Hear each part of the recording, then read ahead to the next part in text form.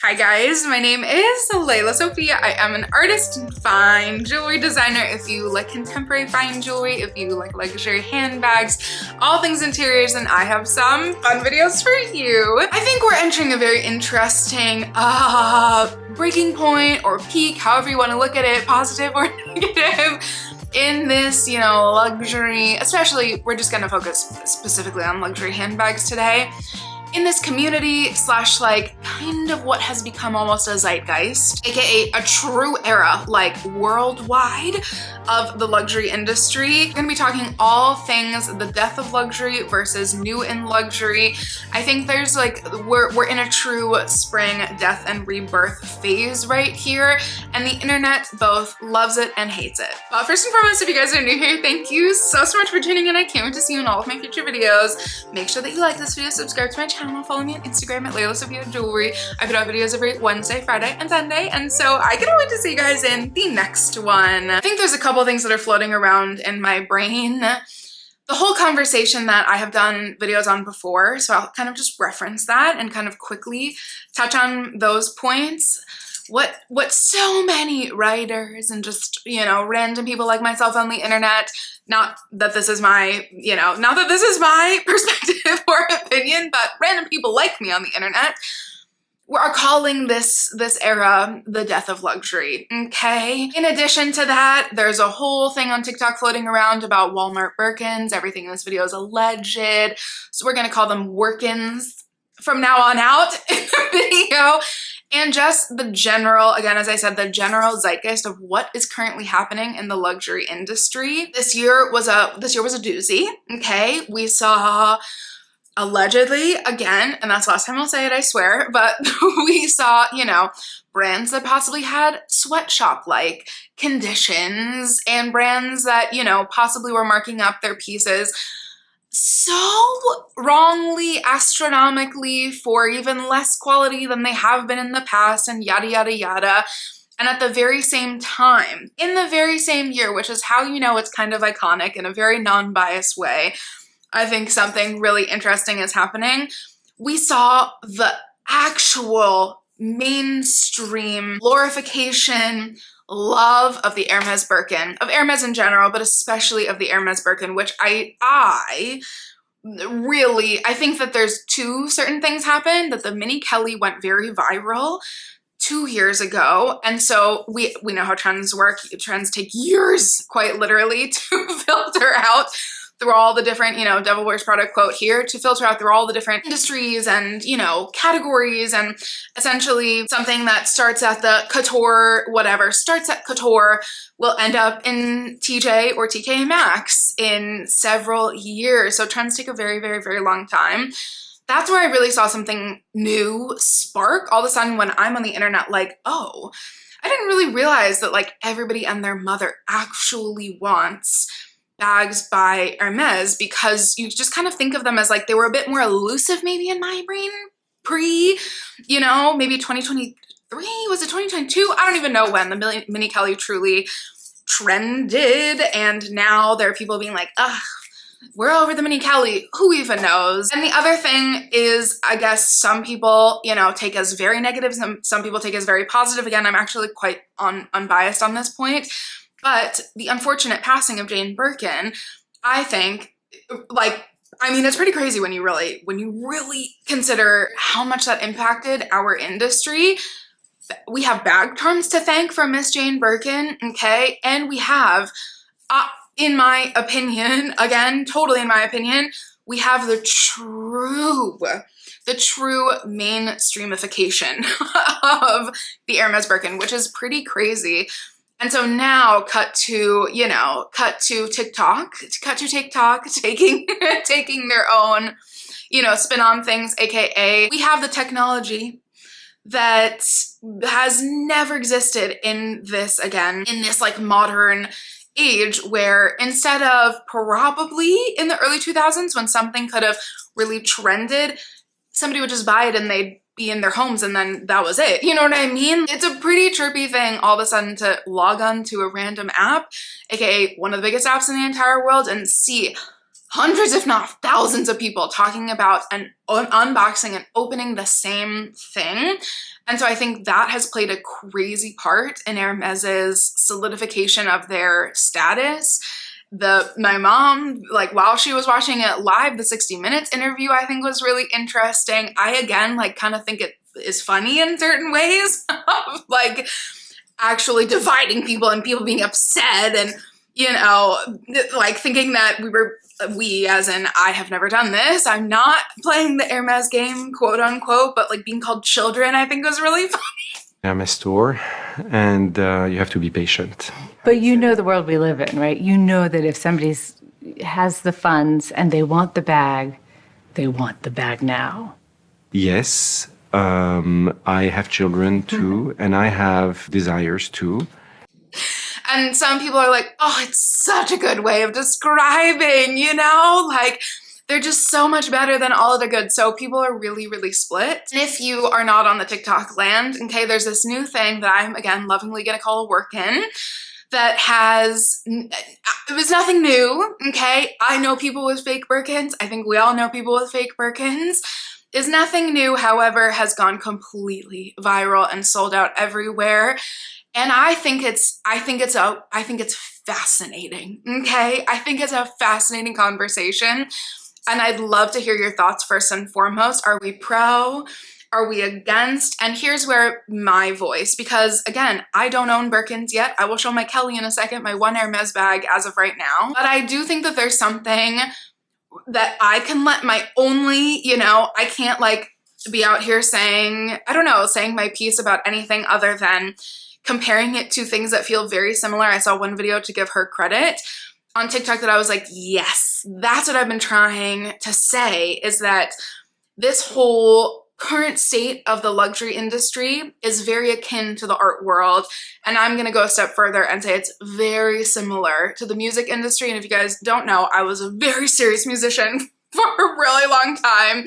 I live in New York City, I'm from New York City, but I was like a true, you know, auditioning and like whatever. I have not done a whole lot of like super mainstream work. That is not my vibe. I did one very serious, very famous, you know, worked for somebody who was very, very, very famous, and I didn't like it. So I didn't do it again. It wasn't my vibe. It just, for a myriad of reasons that I will not get into here, but I think that there's something so fascinating about the connection between what's happening currently in the luxury industry and what has already happened in the art world and what's definitely already happened.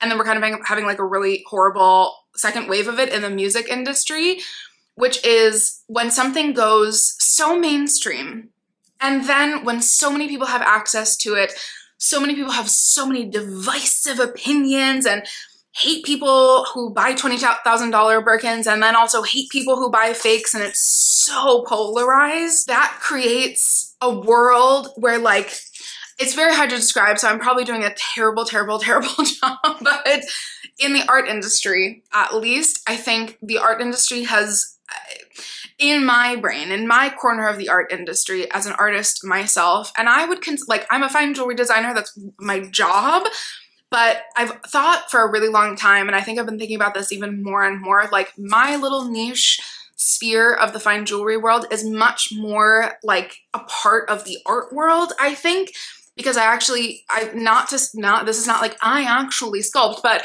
I'm physically making these little pieces by hand. I don't want to be like a mainstream, massive Elsa Peretti designer, you know what I mean? My real, true, real world, you know, goal, aspirations are people like Alice Weiss and El Hanati, who are very much so a part of the actual art world. And so from my perspective, I live in this little niche, God willing, again, not talking about myself, but talking about the people that I look up to and really love, are doing it because for whatever reason, the universe gave me this drive, gave me this desire to create little things that then I really like to put on myself. And I really get so much joy from helping you guys curate your own collections of pieces that I made crazy.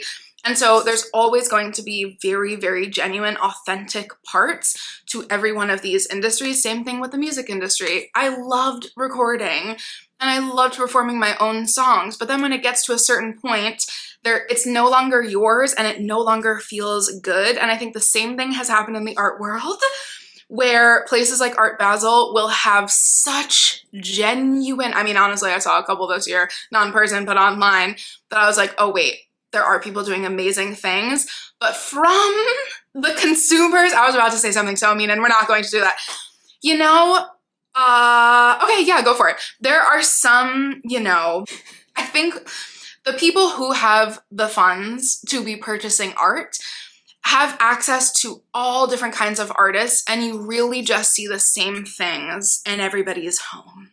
And that is so unfortunate. And that's exactly what's happening in the luxury industry. And I'm not one to talk because look at what I have. I have some very mainstream bags in my collection and then some completely unknown bags in my collection. Comparing that, my last little thing is that the art industry ends up being so oversaturated, and they're, you know, do end up being very performative people who know that they can, you know, have gotten to a certain point and can just sell a painting for God only knows $500,000 just because they can. And there's this like elusive, I don't even know, there's this elusive, just very elitist air that is really, you know, not based on anything except for elitism itself, except for class itself.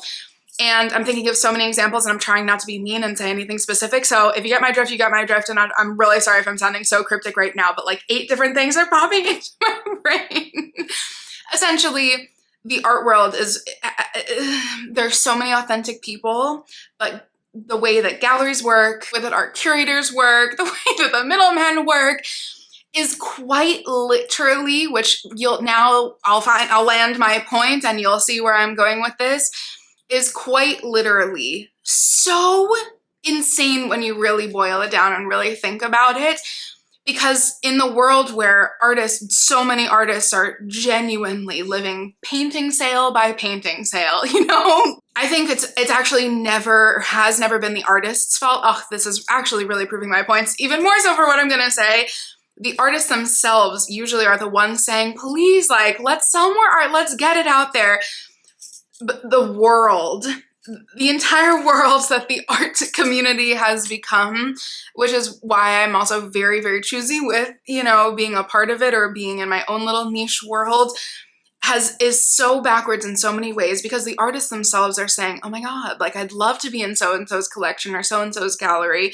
But really, there's so many other people dictating, oh no, your profile needs to include X person and Y person, and I don't want anybody except for the top tier, whoever, and so buying your art because we need to make sure that your pieces are in the right hands. Do we see where I'm going with this?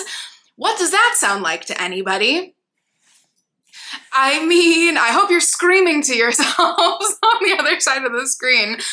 I think that when a world becomes that elitist, same thing with the music industry, and now I think with the luxury industry, which I'm sure has happened in many different iterations before, but now, again, it's on a global scale because, boop, you can open your phone and see 82,000 people, you know, talking about this one topic. So it is relevant for right now. I think that the luxury industry is very much so mirroring that. And so if you take it from a place that is making light, that is poking fun, that is genuinely understanding that these things are just things at the end of the day, that it does kind of separate the artist from the art, because I'm sure that the skilled artisans at Hermes, who are some of the only, you know, practicing, unless you're going very niche, Hermes is one of the only mainstream places still hand making, not by the same artisan. That has no longer, I don't think, is a thing. I think each artisan is very skilled at one thing. Is that correct? It's kind of like an assembly line situation now.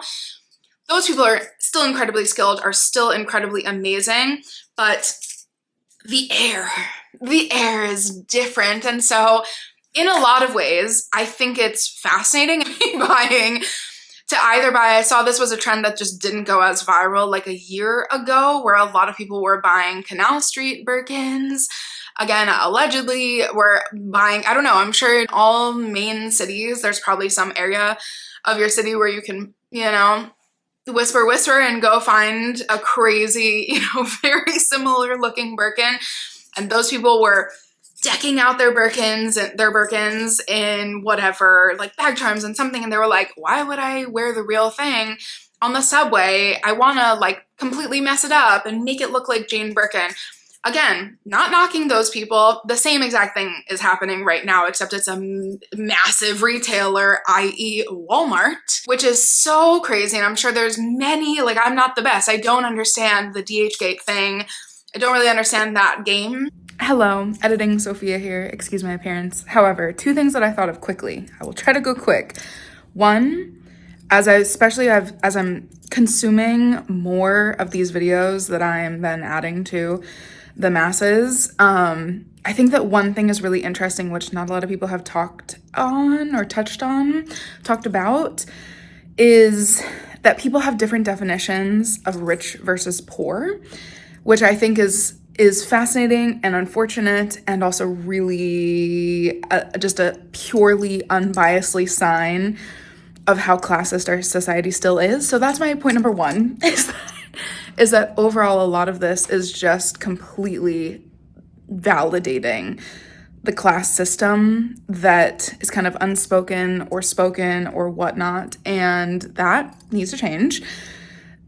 You know, whatever. We live in a capitalist society. It is what it is. I'm not going to talk about the distribution of wealth that I think should be going on, but I think that it's important to identify that. And then the second one being, I am going to be really annoying and just cover my bases and say allegedly right here, because I did see many videos now talking about this, because I don't personally know the owners or the factory or whatever I think there's two main brands selling through Walmart. So Walmart is kind of like the Amazon of the situation. They're like the conduit, and brands will sell through them. So it's not particularly Walmart selling these bags. It's these other multiple different brands, essentially. And the term, really horrible terms and really horrible, things have been thrown around, like the absolute, again, alleged accusations that a lot of counterfeit companies will use things like slave labor, will have things, I've heard terms thrown around like human trafficking. There are some really, really, really scary things. And so I just have to throw that in there, but also say I don't personally know these brands or know anything about them. So I'm not saying that they're particularly practicing any of those really horrible, really illegal, really terrible things. However, even if these brands are amazing, which I don't know, I kind of doubt it, but who knows, again, it does open up the floodgates of people to be purchasing brands that do potentially, use practices like that, of that horrible, illegal level. And so that's an issue, and that has to be stated as a part of this. So in any way, shape, or form, I do not support that. And my third point, which I'm adding in here, I said 2 points, but there we go. We're doing 3. One of my favorite YouTubers, Fashion Roadman, who I talk about all the time, brought up a really good point in that these brands could be saying leather, that they're real leather, and they could only be partially leather. And leather, I just don't know enough about this world. I know what I like. I know that I like really yummy, really buttery, kind of uncoated, untreated leathers, or to the whatever, to a certain degree. But leather and fabrics in general can be treated in such different ways so that you kind of almost can't even categorize them in the same way. So you really can't compare, again, allegedly, you can't compare, I do not own one, you can't compare a Walmez leather to an HERMES leather because of the way most likely that they would be treated and how they'd start off versus how they'd finish. So those are my 3 points that I'm throwing in here while editing. Literally a couple, maybe like this was a month or 2 ago, now I'm gonna forget, but I will put it up on the screen, oh my God, I can't believe I'm forgetting, but from a brand, I got a bag that was a complete dupe of the Row Idaho bag. We know I love collecting the Row. If you saw my last video, all of my last videos, I literally returned it the next day. I felt so guilty. I walked to the corner store, so New York of me, I walked to the corner store with my dog with it, and that was it. I felt like, I felt dirty. Like something about me was like, I'm the rogue collector, like I cannot do this. Something about it was so funny to me. My mom was dying laughing after I told her that because I made a TikTok about it. I think I put it in a vlog. And then I went to bed and I was like, how dare I do that? And so for me, I don't think it's my vibe. I will tell you what my vibe is and then we'll land this ship. I guess I have to say this as a designer myself. Like, yeah, I would be, I don't know. I've heard people say different things because then there's somebody like Virgil Abloh who was like honored when people copied his designs and was like, yeah, that's how I know that I'm actually impacting people. So if somebody copies my designs one day, I guess I'll take the Virgil route, but a part of me would be gutted. And sure, you can call the Birkin the different thing, but like at one point, one person did design that bag. You know what I mean? Like it has become bigger than itself, in my opinion, but still it was designed by somebody, you know? That's just how I feel. But the fun thing that I think my version of this, again, we all have different thresholds. I apparently am fine buying a kind of dupe or whatever when it comes to a jacket. I wouldn't do sunglasses. I definitely probably won't do a bag after my failed experience last month. And I definitely would never do jewelry. That would be like sacrilegious to me. But something about me kind of wishes that I could have that fun aspect to my style because I think it would be so fire. Like I've always wanted to hand paint a bag. I've always wanted to do like a splatter situation and do like a little abstract piece. How stupid and artsy of me, but seriously, that's been a dream of mine for a really long time. I've always wanted to paint on a bag. Insert examples that people are gonna roll their eyes at, but I think are the coolest things of all time right here. A la Kanye West really is what I'm referring to. That's been one of my dreams for a long time. I was about to do it on my Speedy, and then I fell in love with it and thought, this is crazy. One day I will buy a $100 beat to the ground Louis bag and paint it myself. How fun would that be to do with a work-in? That would be my version of taking something that is a complete dupe, but like making it your own. And so I think when people do that, I'm kind of low-key here for it. And my own version of this, my authentic, genuine, vintage Hermes Kelly, I have dressed her up, okay? There is something so fun about playing, and this is not the best example. I will think of a really good example. Probably my Louis are the best example. So insert image right here, but taking bags that are vintage that you can afford, that are genuine or no names, like my vintage, I'll again insert photos here. I have them right in front of me, my vintage alligator and my vintage lizard bags. Like, that is so fun. And this was a Kelly that I could afford at the time. Like, this is something that I worked so hard for, that I made sure for like 2 years prior to put a fund away that I could afford. And now she's probably worth double, okay? It's insane. But 2 years ago when I bought her, like exactly to the week, it wasn't as crazy. It wasn't having as trending of a moment and whatnot. And I'm so over the moon. Like, she'll never leave my collection. But I also knew that I was going to have fun with it that I didn't want, which sure, again, my goal in life, not really, many other more important goals come before this, but one of my fun, luxury, completely meaningless goals would be to collect really beaten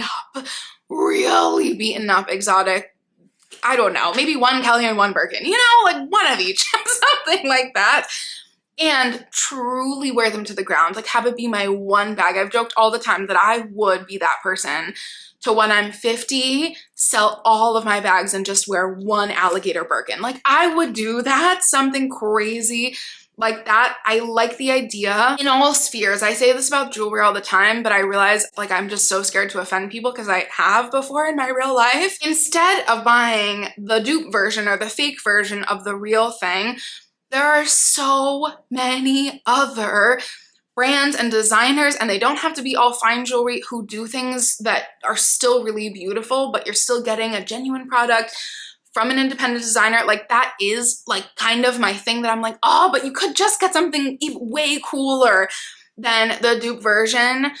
but get it in from, you know, from somebody who like really took a lot of time to design something. Anyway, this is getting into a different conversation, but my point being, I would rather have one, you know, one totally vintage, kind of random bag that I had so much fun with and be totally fine with that being my one for the moment. And the access that we have these days to, which I talk about all the time, so this is my last point, the access that we have these days to the preload market is wild. Because if you truly think about it, the internet has just done us such an amazing service, okay? Because I don't know, like 15 years, like pre the last 15 years, you would drive to, or take the train to a secondhand store and hunt and have these amazing experiences. But now that everything is so digitized and really truly, like, I've always said I won't trust myself in Japan, you know, like I can't go to Japan yet. I'm gonna have way too much fun and put myself in debt. Like I would never do that to myself.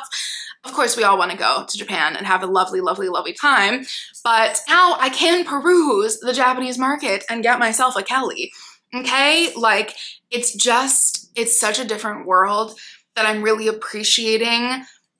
I appreciate the dualities, okay? I like the people who are buying the Birkins completely for novelty, to completely wear them to the ground, to completely destroy them and just have fun with them. But I also really appreciate the people who are buying the Birkins, let's say, use the example, who are buying the beaten up Birkins that they can afford and then rocking those. I like both. So I don't know, I think I rambled even past my own capacity. So I will see what this is like editing. I will see what this is like while I'm editing it. But I'd love to hear your thoughts down below. I wonder if any of that made sense, and I'm very curious. This is just an interesting time, and I don't think I added anything new to the conversation except to create a new conversation. I can't wait to hear your thoughts as always, and definitely, most importantly, cannot wait to see you in my next one. Bye, guys.